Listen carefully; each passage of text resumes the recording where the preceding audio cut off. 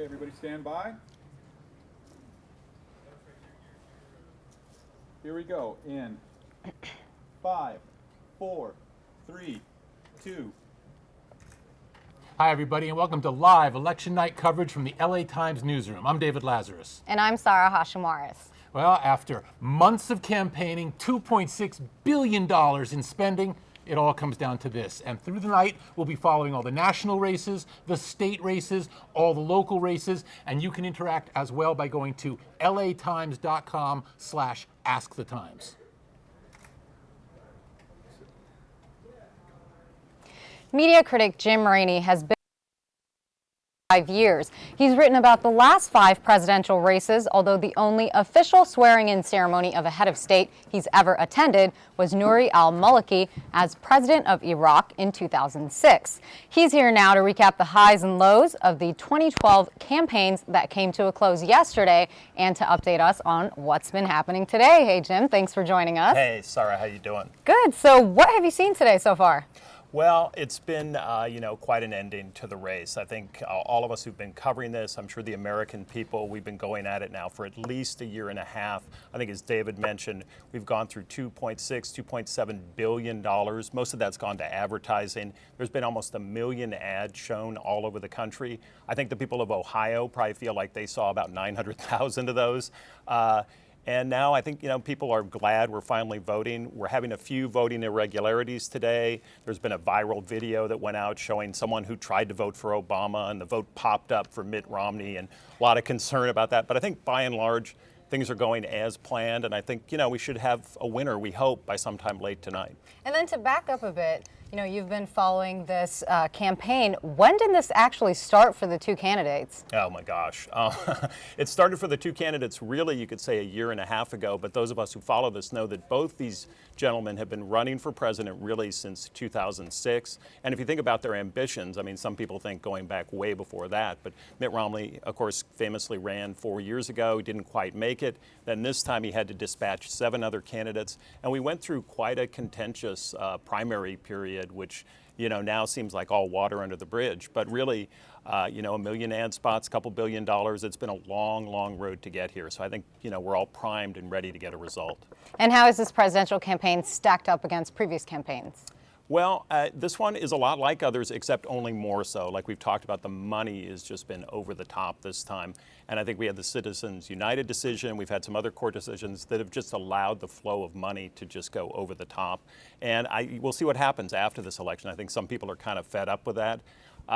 Some other differences this year are that we've had these two big movements in our country. We had the Occupy movement, we had the Tea Party movement. We can talk a little bit later about how those factored into the two campaigns. And what were some other firsts that really came to the forefront within this campaign? Just in terms of viral videos, Big Bird came into the limelight. You've got Clint Eastwood in his chair. What other firsts did you sort of notice within this campaign? Well, the funny thing about these firsts is you have something like Big Bird, or you have the 47% video, famously, where Mitt Romney with a group of donors is talking about half the country and how he feels that they're sort of victims and they want government assistance all the time. And it's interesting the way we think these videos and these moments are going to sort of take over the campaign. We'll never stop talking about them. But they really just become sort of fragments that I think the voters put together. And then eventually, by putting together all these little pieces, they come to a decision about what's going to happen. So, Big Bird's big for a day or two, 47%'s big for a day or two. Of course, we famously had President Obama talking about, you didn't build that. And the Republicans thought, that's it, we've won the race. And I think what we see in all these campaigns is that really it's the accretion of all these little incidents, and people slowly make up their minds and come to a decision. And then how have we seen voters evolve throughout this campaign? Well, I think the interesting thing has been that most of the voters sort of made up their minds a long, long time ago. And those of us who cover this stuff can sort of hardly believe that there are people in the middle who haven't made up their mind. So it's really a question of, getting to those people in the middle, and in this campaign, getting to your base, getting them out to vote. But the voters are behaving pretty much as they always do, maybe with a little more intensity initially on the Republican side because of the Tea Party movement. But we're seeing today massive turnout everywhere in the country, and it appears that actually there's quite a bit more intensity on the Democratic side too that maybe people wouldn't have suspected, say, 6 months ago. And what about the ways in which voters are receiving their information? You've got social media, television, ads blasting from left and right. How has that evolved in this campaign? Right. Well, it's interesting because as much as things are new, what's the old still seems to keep coming back. There was a recent poll that showed the vast majority of information that people get about the presidential campaign is from local TV news. Now, those of us who aren't big fans of local TV news kind of, think that's a little odd and maybe not the best thing for a democracy. But the fact is, the vast majority of people are getting their information from local TV. I mean, Twitter, Facebook, people are getting information there. But really, it comes back to the old tried and true. And people are turning to first to local TV, to newspapers, and they are going online. So there's a large variety of choices, but it sort of goes back to the tried and true sources. All right, great. Thanks, Jim. We'll be sure to stay tuned with you tonight as right. polls close, and you'll be back in to check with us. All right. And for Terrific. now, we're going to send it to David Lazarus with Ben Welsh. Thank you very much, Sarah. Okay, let's take a look at some of the toys we'll be playing with tonight. And you'll be able to play along at home by going to latimes.com, where you'll see the same maps that we're looking at right here. And to walk through what we've got, I'm joined by Ben Welsh, who's our database producer and knows everything there is to know about all the numbers that are spilling in. Hi, Ben. Hi. David, over the course of the night, we're going to slowly have different states across the country moving from east to west, closing their polls. And following those polls closing, results will start to trickle out from each state individually. Right? And what you can do is you can follow that happening live on our map as the night goes on. So you can see now we're pretty early in the race. Polls have closed in Indiana and Kentucky an hour ago, and we have some early results from there. Both red states that Mitt Romney is out to an early lead in. However, only about 200,000 votes are in, so there's still a long way to go. Now, early on, we've got obviously all of the key battleground states that we've been hearing about. We've got North Carolina, Ohio, and Virginia closing in the very near future. And then by 5, we've got New Hampshire and Florida. I've heard the pundits say that if Mitt Romney can't win at least 2 of 3 of these key states, and by that I mean Ohio, North Carolina, and Florida, he's going to have a very, very hard time getting the electoral numbers he needs to reach the finish line. I think that's exactly right. Each candidate needs a candidate needs 270 electoral votes to win the race. And there's a certain number of states that are solidly red or solidly blue that you can kind of count on, and these ones in the middle that are at stake. And a lot of them are going to come up and start releasing results very, very soon. Right now at the 4 o'clock hour here, New Hampshire, Virginia will start releasing results. And depending on how those come out, it may start shaping what we can expect for the rest of the night. Okay, again, these are maps that you can look at yourself online at latimes.com. Ben, why don't you take us through some of the maps that are available? Sure. So this is the classic red state, blue state, 50 state map where you can see each state's results. Then we also take this same map, which is geographic, and do it in a more abstract way, which is we take each state and then we resize it according to the number of electoral votes it has to affect the ultimate outcome. So California has the most electoral votes of any state in the country, so it is the biggest on this map. And large states with smaller populations like Montana get smaller. And we also then break down the results by all the different counties of the country as well. And so as the night goes on, this will be a mosaic of blue and red. That's correct. And what about in California itself? Are we able to drill down? Yes, so when polls close later tonight in California, this page, which you can also find at latimes.com, will update with all the latest results in California, not just for the presidential race, but for all 10 of our ballot propositions and for all the House and State Assembly and Senate races as well. All right, very quickly, where are the numbers coming from? Sure. The Associated Press has a team of people who are pooling results from county offices and state Secretary of States across the country. They then pool that data, which we then pull from and throw onto these maps. So if I'm watching on the latimes.com website, I'm getting the returns in real time. That's correct. It updates about once every 3 minutes. Pretty cool. All right, we're going to get back to the screen in just a little bit and get deeper into the numbers as they become available. You will be able to get minute-by-minute returns at the latimes.com website. Now let's take a closer look at something that the pundits have been saying is a key element of this race, and that is the women's vote. And how do you attract the women's vote? Well, to tell us more about that, here's LA Times columnist Pat Morrison. You can bet your Hillary Clinton buttons on one of the biggest election postmortems that political pundits will be putting under their lab microscopes, women's votes. I don't say the woman vote because it's not monolithic, but there is a gender gap at the polls. And over the last 20 plus years, it's tended to solidify in favor of Democrats.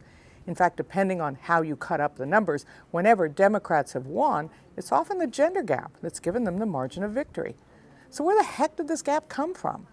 You could go back to the 19th century when women crusaded to get the vote, and the legal thinking about women's rights was that husband and wife are one person, and that person is the husband. When it came to women voting, a lot of businesses were against it.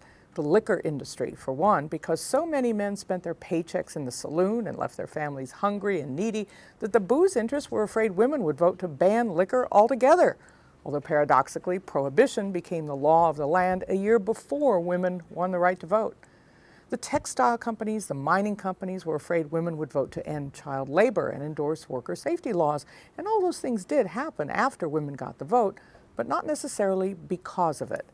But the gender gap starts widening around 1980, when Republicans dumped the Equal Rights Amendment from their agenda after supporting it for 40 years.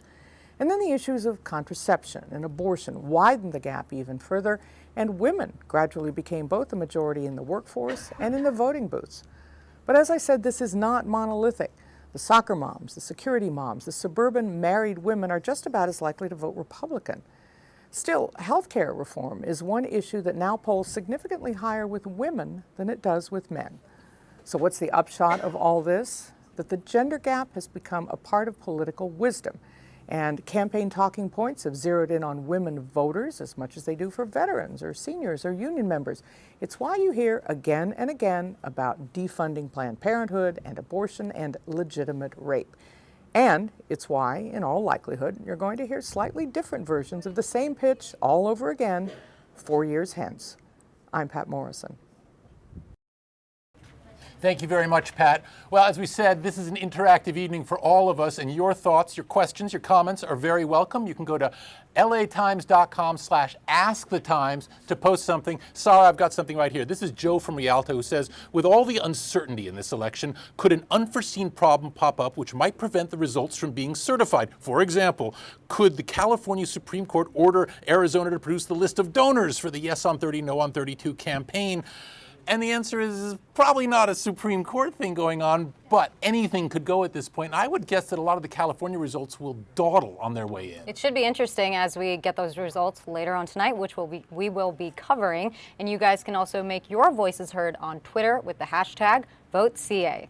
And don't forget, latimes.com/askthetimes to get your comments to us. I'm David Lazarus. I'm Sarah Hashimoris. We'll be back in about 10 minutes.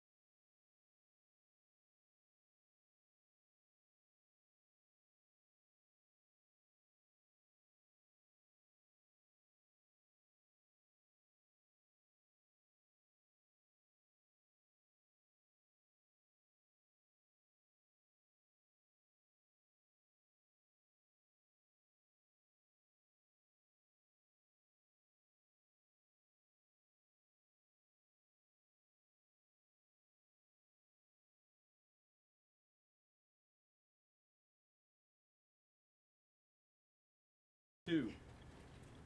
Hi, everybody. Welcome back to live continuing coverage of the election from the LA Times newsroom. I'm David Lazarus. Let's look at the latest numbers. This map also available to you online at latimes.com. We've already got the state of Kentucky being called for Mitt Romney, and that's giving him 8 electoral votes right there. Now, if we look around the map, we can see the lighter shades mean that we're seeing a lean in a certain political direction. For example, right here in Indiana, leaning Republican. Over here to the right in North Carolina, we can see that too, leaning towards the Romney camp. Down here beneath, we can see Georgia, which has just recently gone onto the red side of things, and interestingly, Florida, which is one of those must-have states for the evening, also leaning towards the Republican camp. Up here, even though our map isn't quite showing it yet, our first glitch of the evening, Vermont has gone towards Obama. That's why he has the 3 electoral votes here. New Hampshire as well, leaning towards Obama. We'll have continuing coverage in real time as it becomes available for both the national and the state races. Let's go over to Sarah Hashimwaris now to delve more into the minutia of Ohio. Thanks, David. We're going to now check in with Times national correspondent Robin Abkarian. This is Robin's 3rd presidential campaign, and she's been on the road with the candidates for close to 2 years now. She's had pork chop on a stick at the Iowa State Fair and gotten stuck behind an Amish horse and buggy somewhere in Ohio.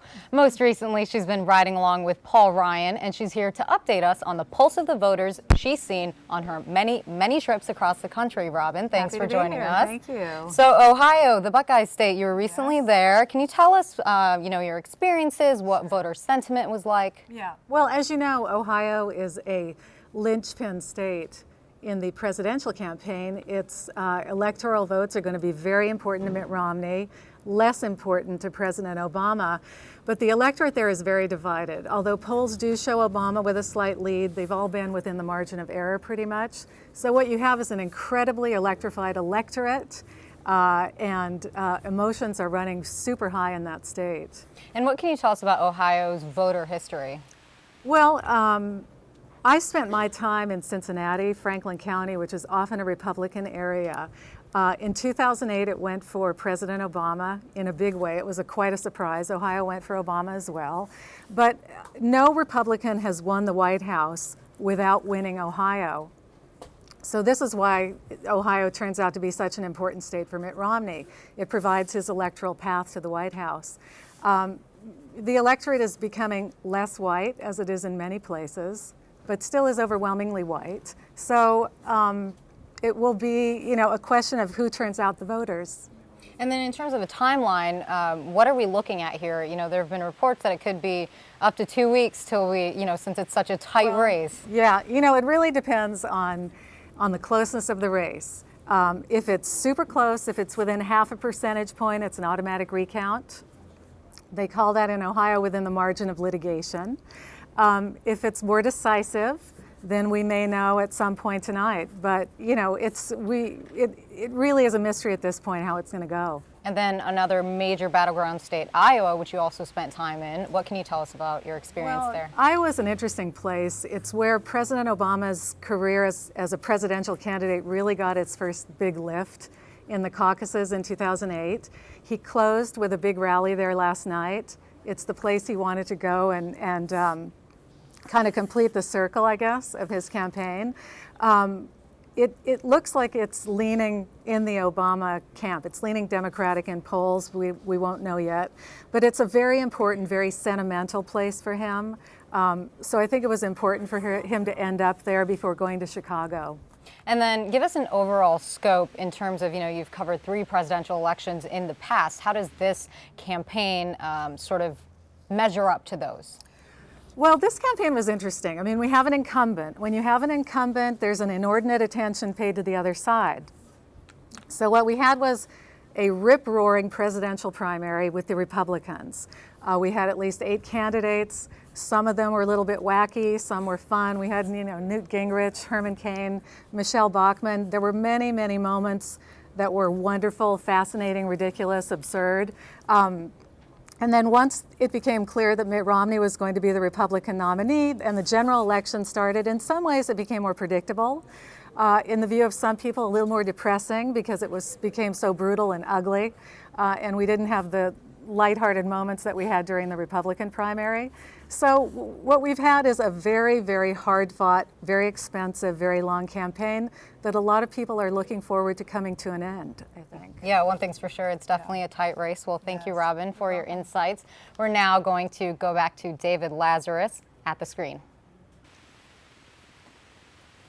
Hi, everybody. Welcome back to coverage at the big screen.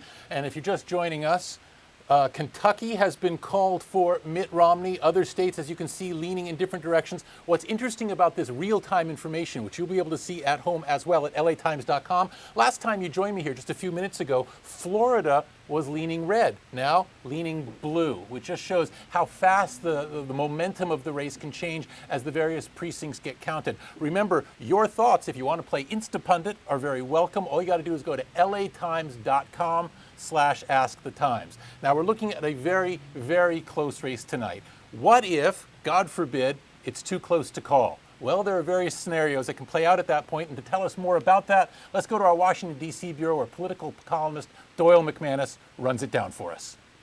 I'm Doyle McManus in the Washington bureau of the Los Angeles Times. It's Election Day, and this presidential election is going down to the wire, just as expected. The polls are still tight.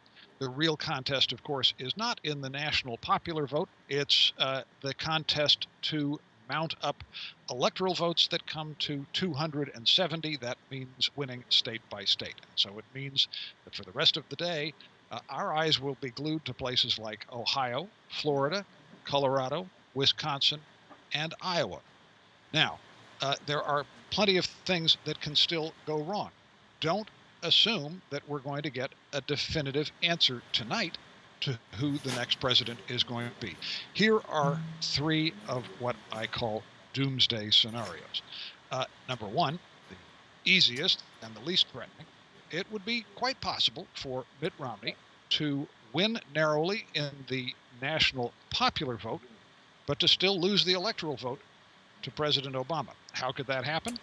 Mr. Romney is way ahead in a number of big states, including Texas, and small states, including Utah, where he has a margin of better than 50 points, that will cause his popular vote to stack up quite dramatically, at least in those parts, those red parts of the country.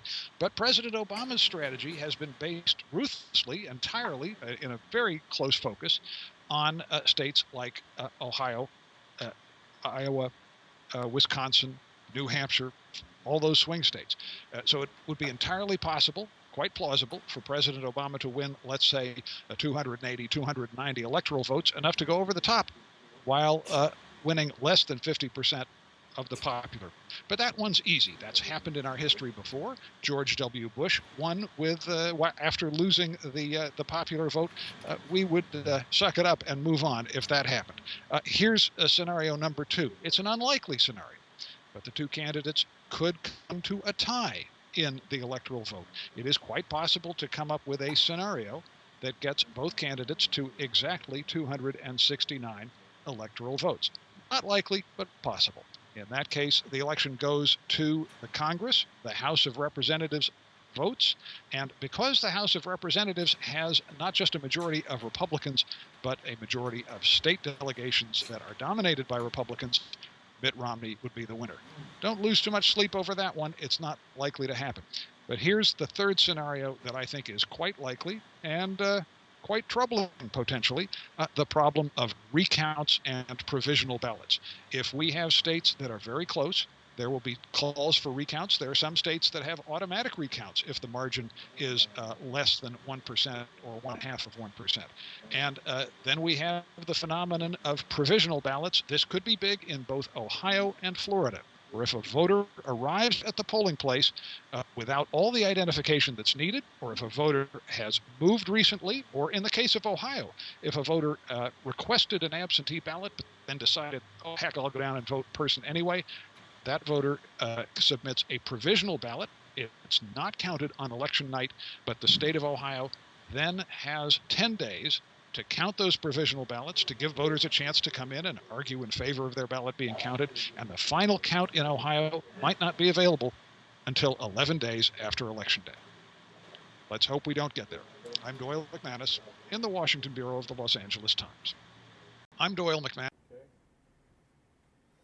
If there's one thing that's a given tonight, it's that it's going to be a very, very close race. Well, let's talk about the history of that and how we end up in a situation like that. And to do that, we're joined by three very distinguished professors. I first want to bring in Jack Pitney, who's a professor of politics at Claremont McKenna. Mr. Pitney, thank you very much for joining us. All right, tell us a little bit about tight races. Historically, have they gotten tighter in more recent years, or is this just endemic to U.S. politics?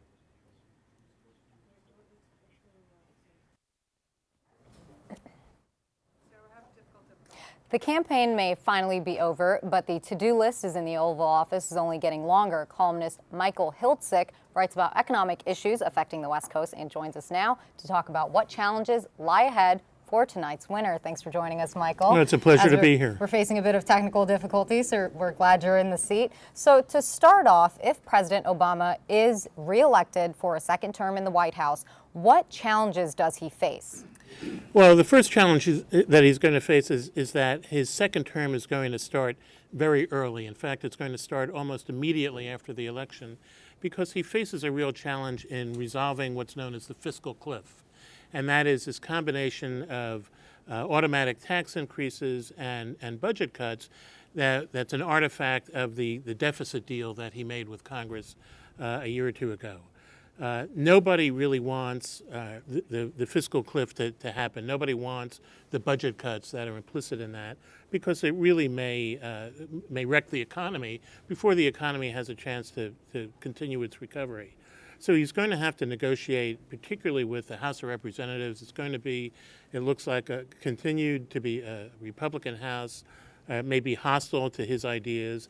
And he's going to have to work out a bargain with them that doesn't violate what progressives and Democrats in the House and in the Senate want to see. He's got to work out a way to protect the so-called entitlement programs, Social Security, Medicare, Medicaid. He's got to make good on his promise to raise taxes, or at least to let the tax cuts expire on the wealthiest Americans. He's got to find a way to do that so that it doesn't increase the deficit, so that it hopefully cuts the deficit, and yet protects all these programs that Democrats want and gets the gains in revenue that they also want.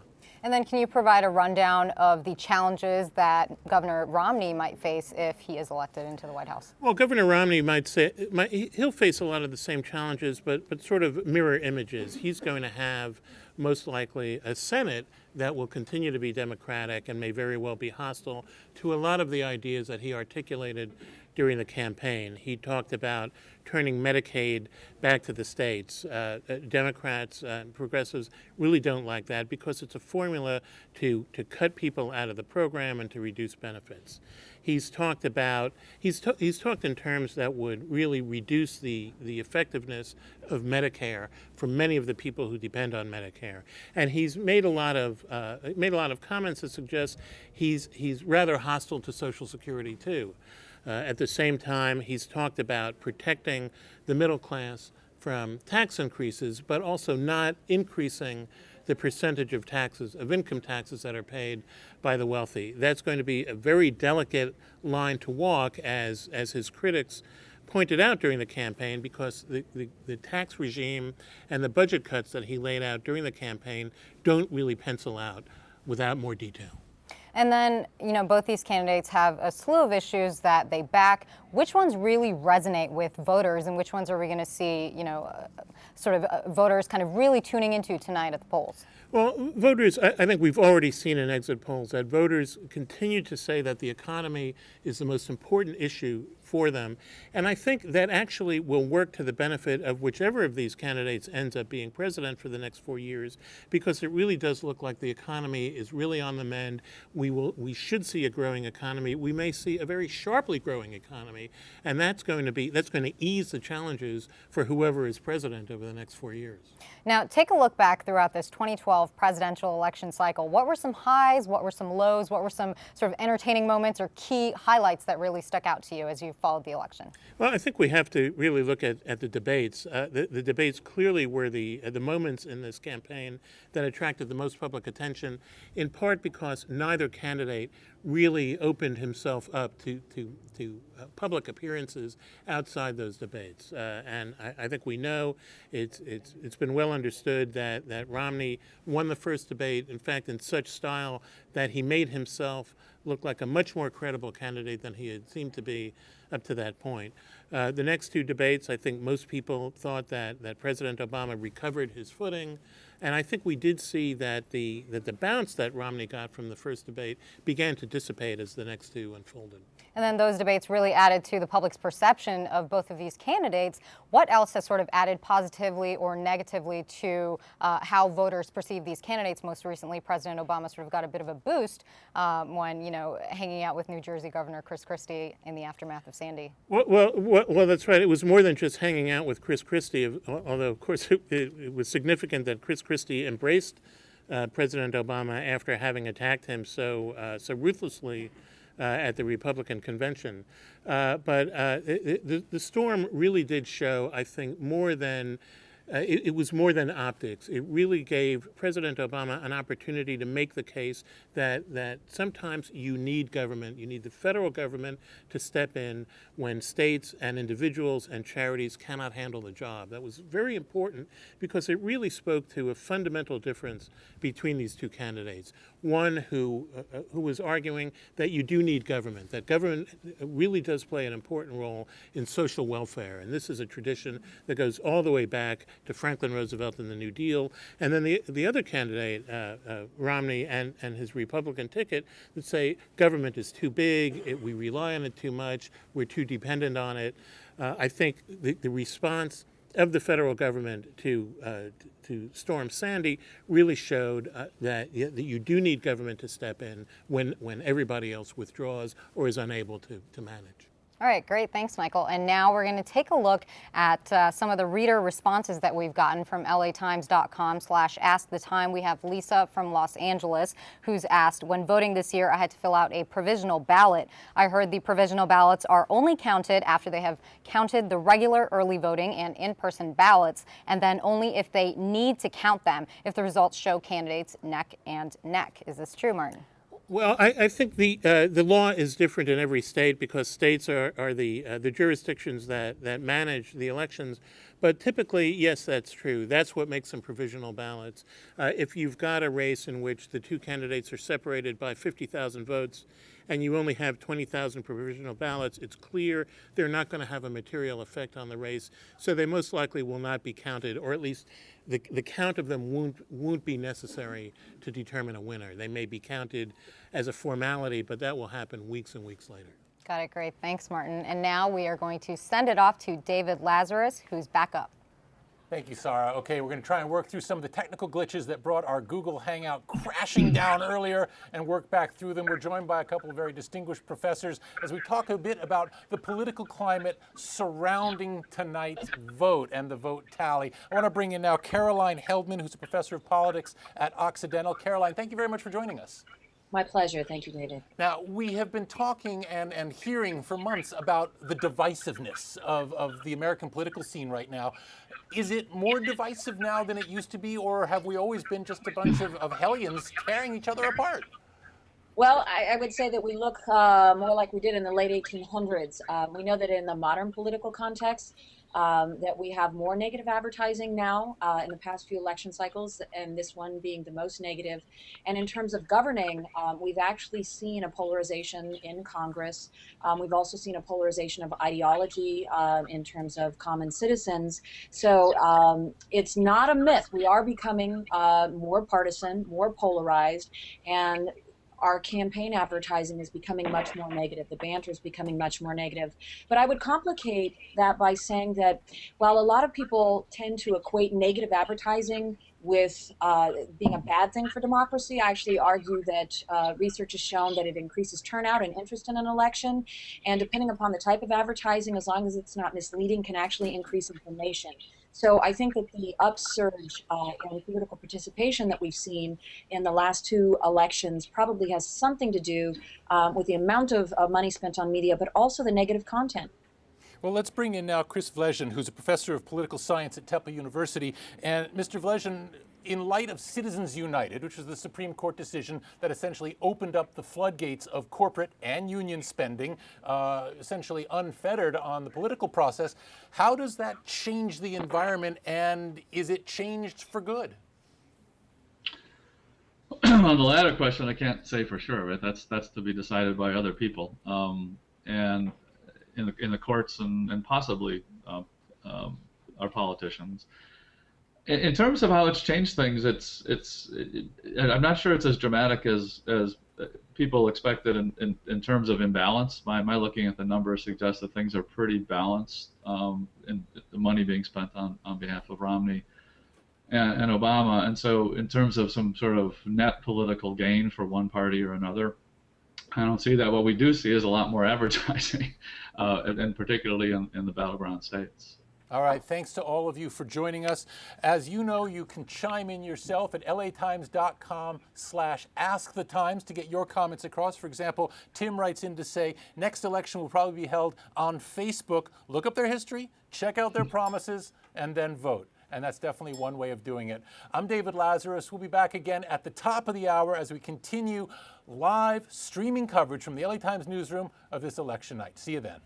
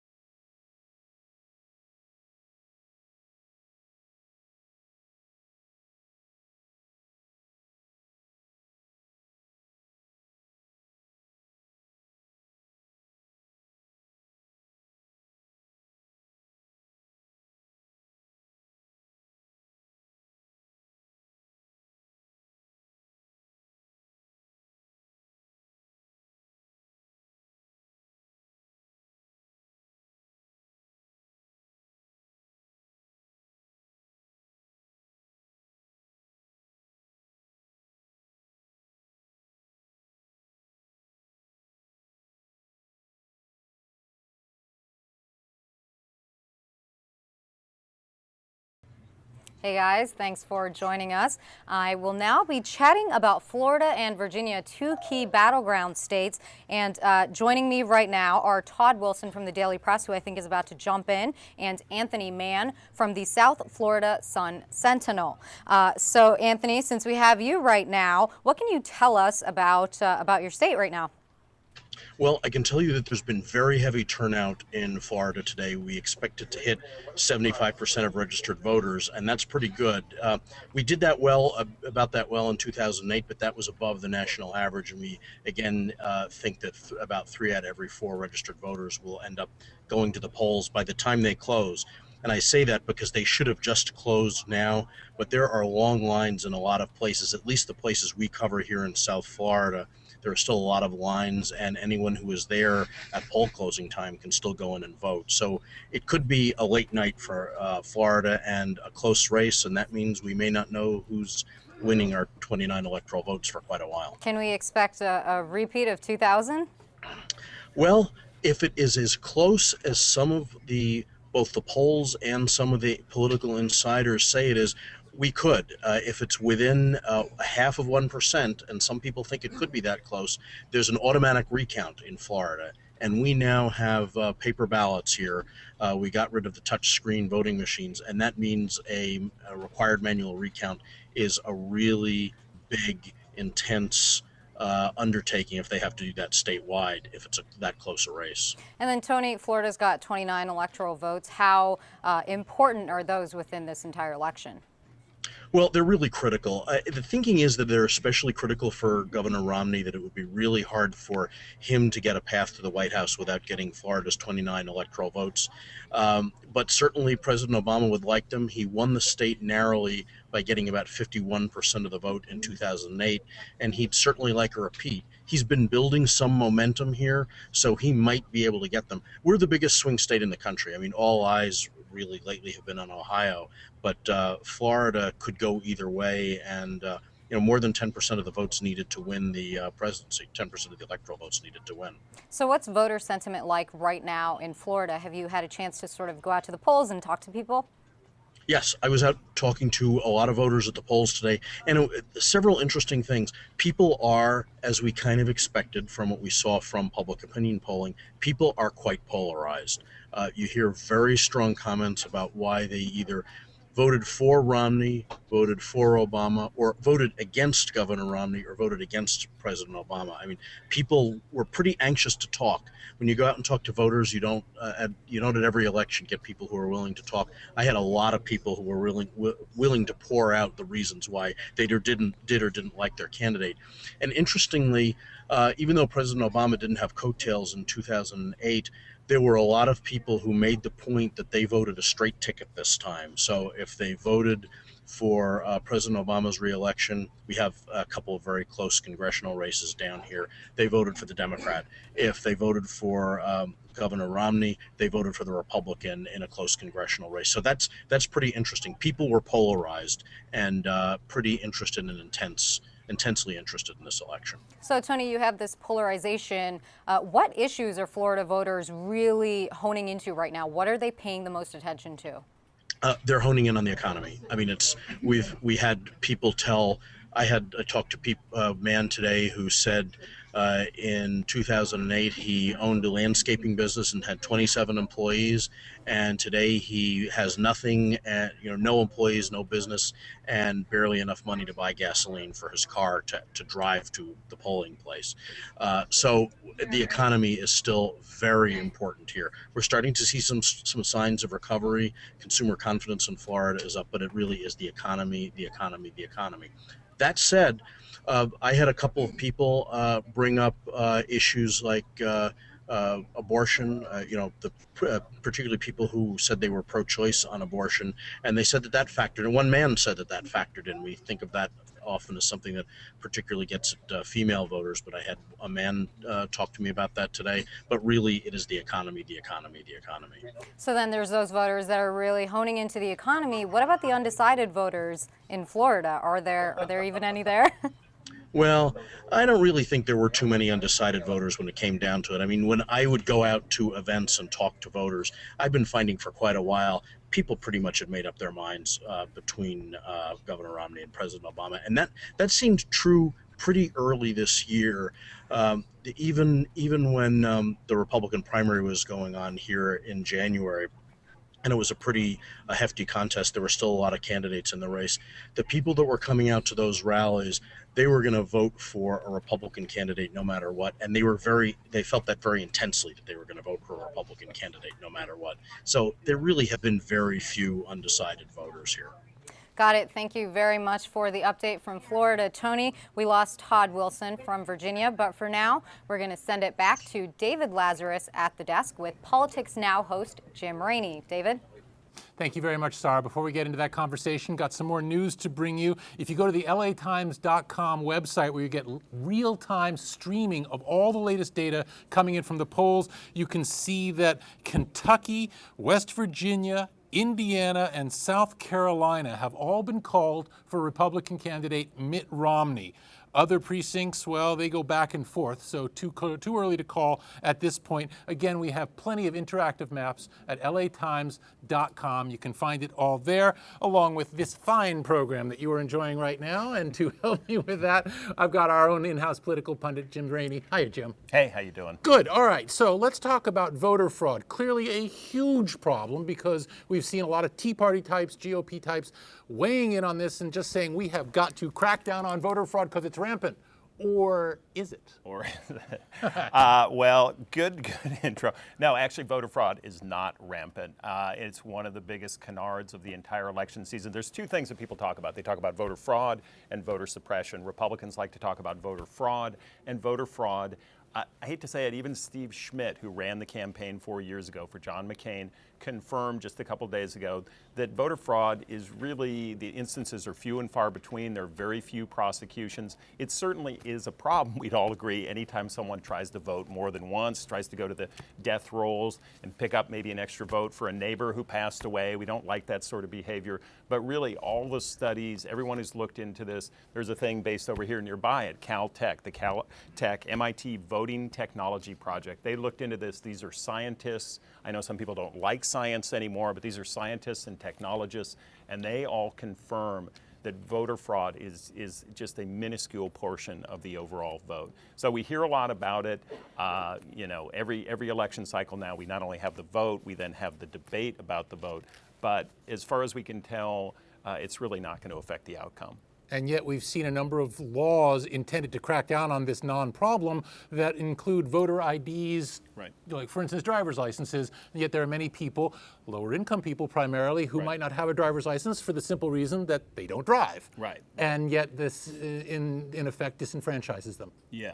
Well, I think everyone also agrees on this, including this same voter technology project, that it's all right to require ID, but then you better make sure everybody has an ID. And one of the big problems with these voter ID laws in all the states is that they've gone ahead, they've required voter identification, and the folks at MIT and Caltech have looked at these states and found that indeed there is a high percentage of voters. They tend to be minorities, people who are older, who don't drive anymore, who in fact don't have a photo ID or don't have another form of identification. So it's fine to require ID. I think we could all agree on that. We want to have one person, one vote. But if you're going to have that sort of requirement, you should make sure everybody's got an ID. And that's the big problem right now, is we know for a fact that there are nationwide, there are millions of people who don't have a photo ID. So you can't require it if people don't have it.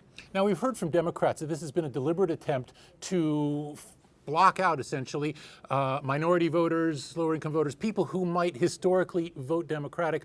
What do the Republicans say in response to that?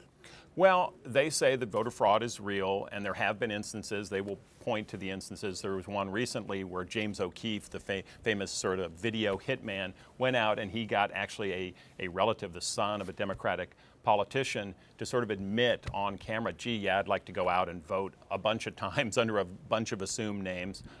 This is something that obviously didn't happen. I think what it proves more is that if you plant a bad idea in someone's head, yes, they'll say, sure, I'd like to try that. Again, there's not much evidence that it's happened, but there will be instances brought up by the Republicans.